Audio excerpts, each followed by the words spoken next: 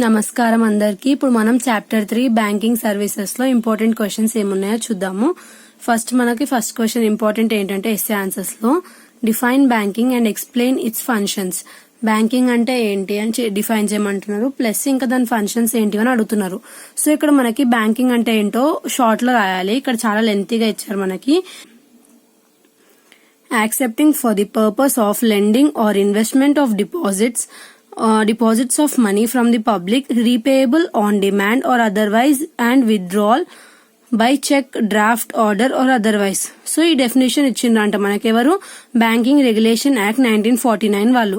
So definition లో ఏం changes చేయనికి రాదు, ఎట్లా ఉందో డెఫినేషన్ అట్లనే రాయాలి. Next functions of banking. ఇది కొంచెం లెంతీ క్వశ్చన్, బట్ మీరు అర్థం చేసుకొని సైడ్ హెడ్డింగ్స్ గుర్తు పెట్టుకొని లోపల మ్యాటర్ ఓన్ గా కూడా రాయొచ్చు. సో సైడ్ హెడ్డింగ్స్ మాత్రం కంపల్సరీగా అవే రాయాలి. సో మనకి functions of banking 2 types of functions ఉన్నాయి. అంటే ఏమేం functions? Primary functions, secondary functions.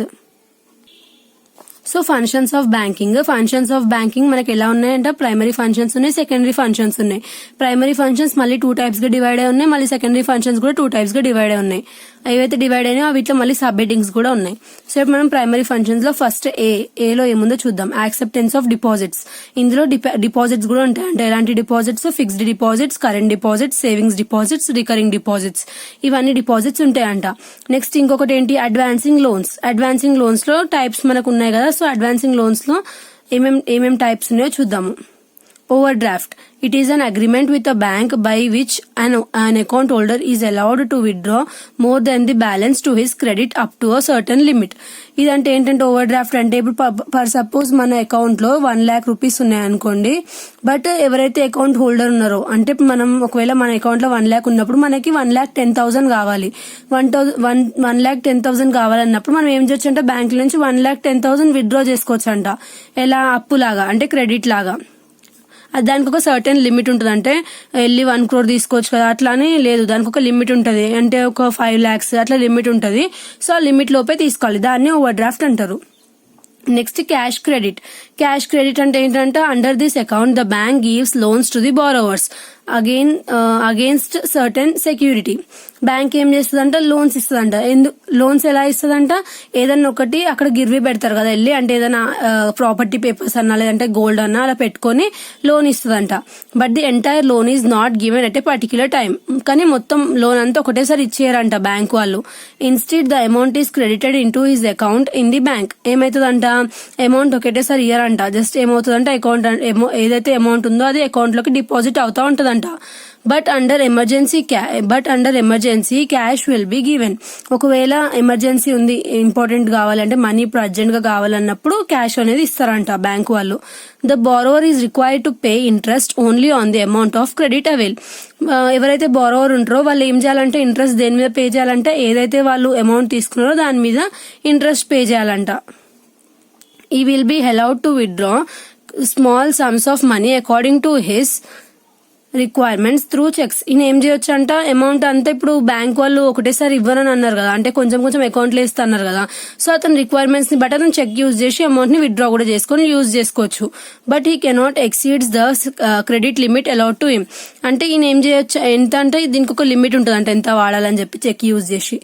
So ఇది క్యాష్ క్రెడిట్ అంటే. డిస్కౌంటింగ్ బిల్స్ ఆఫ్ ఎక్స్చేంజ్ అంటే ఏంటంటే this is another type of lending which is very popular with the modern banks. ఇదంట చాలా popular అంట మోడర్న్ బ్యాంక్స్ వల్ల. The holder of a bill can get it discounted by the bank when he needs money after deducting its commission. The present price of the bill to the holder. Such bills form good investments for a bank. They provide a very liquid asset which can be quickly turned into cash. The commercial banks can rediscount the discounted bills with the central banks when they are in need of money. These bills are safe and secured bills. When the bills matures, the bank can secure its payments from the party which had accepted the bill. So ఇప్పుడు నేను దీనికి ఒక example చెప్తా. ఈ heading ఏంటి మనకి? Discounting bills of exchange కి నేను ఇప్పుడు ఎగ్జాంపుల్ చెప్తున్నాను. ఏ ఇంకా బి ఉన్నారు. సో ఇప్పుడు ఎవరైతే ఏ ఉన్నారో అతను బికి లోన్ ఇచ్చిండు. ఎంత? 1 lakh rupees. So 1 lakh rupees ఇచ్చినప్పుడు వీళ్ళు ఒక అగ్రిమెంట్ రాసుకోరు, ఒక బిల్ ఇద్దరు యాక్సెప్ట్ చేసి దీని మీద సైన్స్ పెట్టుకున్నారు, బిల్ అప్రూవ్ అయింది, లీగల్ డాక్యుమెంట్ అయింది ఇది. సో ఇప్పుడు ఏమైంది, ఎవరైతే బి ఉన్నారో అతను మనీ ఇవ్వట్లేదు, అంటే కొంచెం లేట్ అవుతుంది, నేను తర్వాత ఇస్తాను, ఎమర్జెన్సీ ఉంది ఏకి, బట్ బికి ఇప్పుడు మనీ లేవు. సో ఏం చేసిందంట, బ్యాంక్ వెళ్ళిందంట. బ్యాంక్ వెళ్ళి ఆ ఏదైతే బిల్ ఉందో ఆ బిల్లుని బ్యాంక్లో ఇచ్చి 1 lakh రూపీస్ బ్యాంక్ నుంచి తీసుకుందంట. ఎవరు, ఏ. ఇప్పుడు బి ఉంటుంది కదా, బి ఎవరికి పే చేయాలి, అమౌంట్ బ్యాంక్కి పే చేయాలి. సో ఇట్లా బ్యాంక్కి పే చేయాలి కదా. సో ఇట్లాంటి బిల్ ఆఫ్ ఏవైతే బిల్స్ ఉన్నాయో ఇలాంటి వాటి వల్ల ఏంటంట బ్యాంక్కి చాలా బెనిఫిట్ అంట.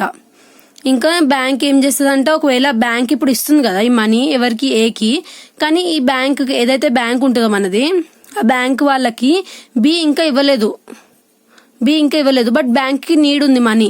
సో అప్పుడు బ్యాంక్ ఏం చేయొచ్చు అంటే సెంట్రల్ బ్యాంక్స్ ఏవైతే పెద్ద బ్యాంక్స్ ఉంటాయి కదా ఆ సెంట్రల్ బ్యాంక్స్ దగ్గరికి వెళ్ళి మనీ కలెక్ట్ చేసుకోవచ్చు అంట.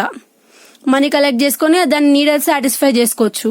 తర్వాత ఏంటి, సెంట్రల్ బ్యాంక్స్ వాళ్ళు ఏం చేస్తారు, బి దగ్గరికి వెళ్తారు, బి దగ్గరికి వెళ్ళి మనీ ఇవ్వాలి కదా. అతను ఎప్పుడైతే ఏదైతే బిల్ ఉందో దాంట్లో అతను ఒక డేట్ ఇస్తాడు కదా, మెచ్యూరిటీ డేట్, అంటే ఆ డేట్ కి పే చేస్తా అని. ఆ డేట్ వచ్చినప్పుడు సెంట్రల్ బ్యాంక్ వాళ్ళు ఎవరైతే ఉన్నారో వాళ్ళు బి దగ్గరికి వెళ్ళి యాక్షన్ తీసుకుని డబ్బులు కలెక్ట్ చేసుకుంటారు. సో దీన్ని డిస్కౌంటింగ్ బిల్స్ ఆఫ్ ఎక్స్చేంజ్ అంటారు. ఒకవేళ మీకు ఎగ్జాంపుల్ అర్థం కాకపోతే వీడియోని మళ్ళీ బ్యాక్ వెళ్ళి ఒకసారి చూడండి, అర్థమైపోతుంది. Next money at call. Money at call అంటే ఏంటంటే bank also grant loans. Bank అనేది లోన్స్ కూడా ఇస్తుందంట ఫర్ వెరీ షార్ట్ పీరియడ్, అంటే చాలా తక్కువ పీరియడ్ లో ఇస్తుందంట, అంటే చాలా తక్కువ పీరియడ్ కి ఇస్తుందంట. Generally not exceeding 7 days to the borrowers. ఎన్ని డేస్ అంటే 7 days.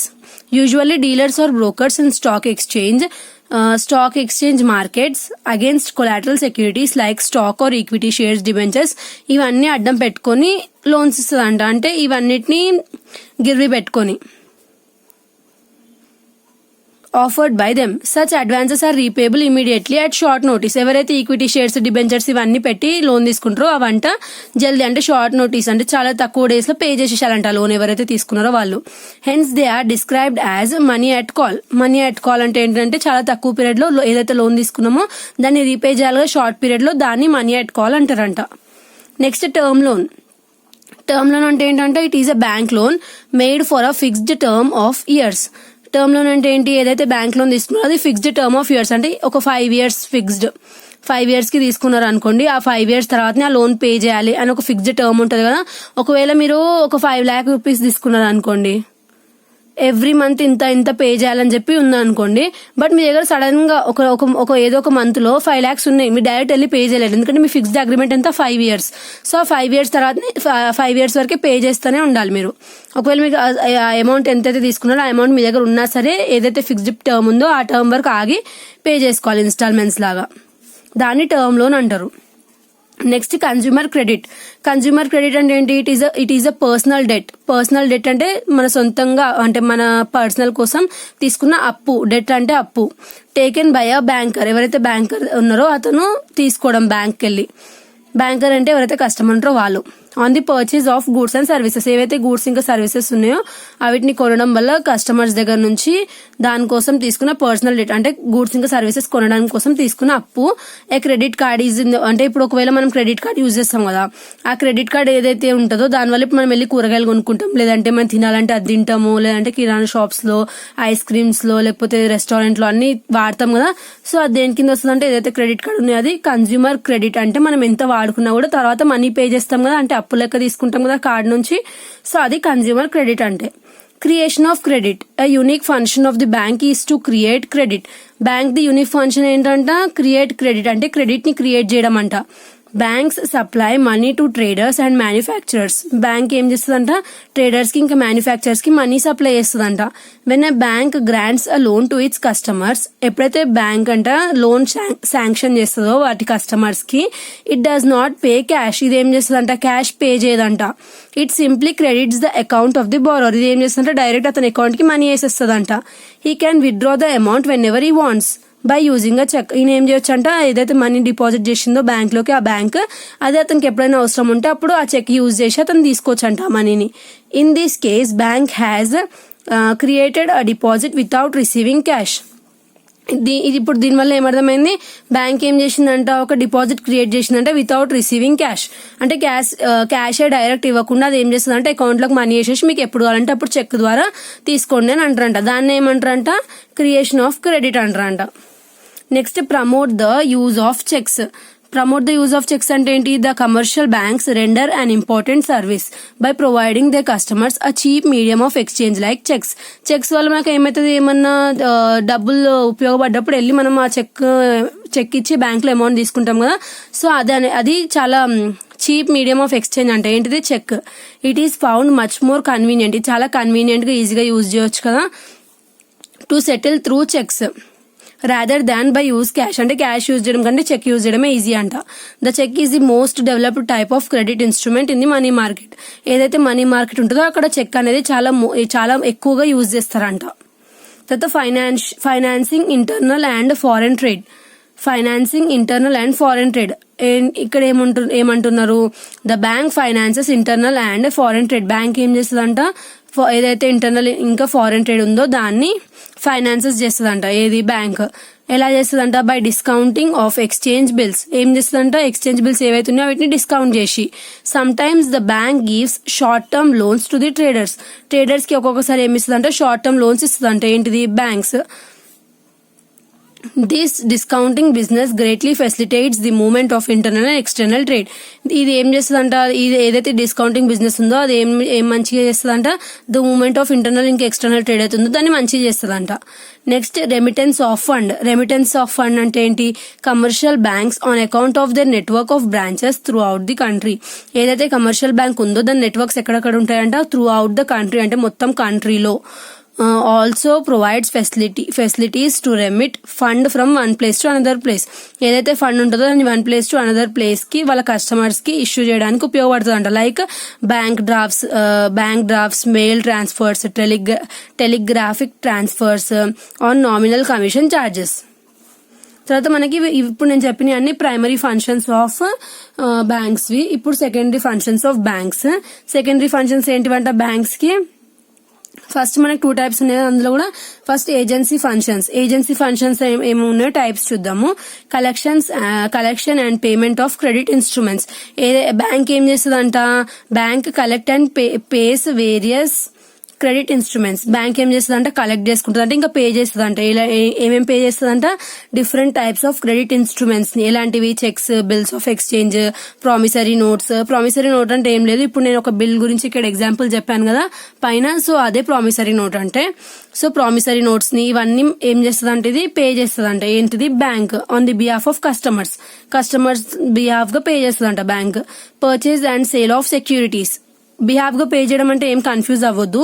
కొంతమంది ఏం చేస్తారంటే బ్యాంక్ లో ఆప్షన్ పెట్టుకుంటారు కదా, ఫస్ట్ రాగానే రెంట్ ఆటోమేటిక్ గా పే అయ్యేలాగా, లేదంటే ఫస్ట్ రాగానే ఏదైనా సబ్స్క్రిప్షన్స్ ఆటోమేటిక్ గా వచ్చేలాగా, రీఛార్జ్ అయ్యేలాగా, సో అలా చేసుకుంటారు కదా బ్యాంక్ నుంచి. సో అది collection and payment of credit instruments అంటే. Purchase and sale of securities.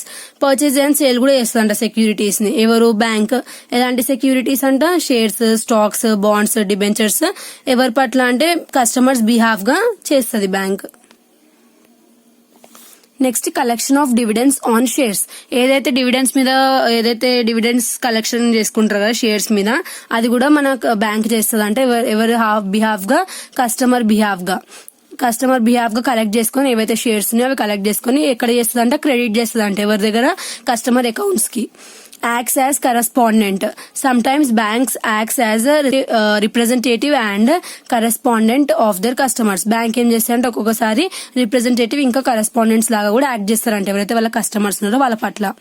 Income tax consultancy. Banks may also employ income tax experts to prepare income tax returns for their customers. Bank ఏం చేస్తుందంట, income tax experts ని కూడా appoint చేస్తుందంట. ఎప్పుడు ఏవైతే income tax returns ఉంటాయో వాళ్ళ customers వి అవి ప్రిపేర్ చేయడానికి, ఇంకా వాళ్ళని ఏదైతే to help them to get refund of income tax, అంటే వాళ్ళ ఇన్కమ్ ట్యాక్స్ ఏదైతే ఉందో అది రీఫండ్ అవ్వడానికి హెల్ప్ చేయడానికి బ్యాంక్ కొంతమంది ఇన్కమ్ ట్యాక్స్ ఎక్స్పర్ట్స్ ని కూడా ఏం చేస్తుందంట, ఎంప్లాయ్ ఇస్తుందంట, అంటే వాళ్ళని అడ్మిట్ చేసుకుంటుందంట. ఎగ్జిక్యూషన్ ఆఫ్ స్టాండింగ్ ఆర్డర్ అంటే ఏంటి, banks executes the standing instructions of their customers for making various periodic payments. Banks ఏం చేస్తాయంట, ఎగ్జిక్యూట్ చేస్తాయంట various types of standing instructions ని. ఎందుకు, వాళ్ళ కస్టమర్స్ కోసం వేరియస్ పీరియాడికల్ పేమెంట్స్ చేయడానికి. ఎలాంటి పేమెంట్స్ ఇప్పుడే చెప్పాను కదా, సబ్స్క్రిప్షన్స్, రెంట్స్ ఇవన్నీ పే చేస్తుంది అని చెప్పిన కదా మన on the behalf of customers.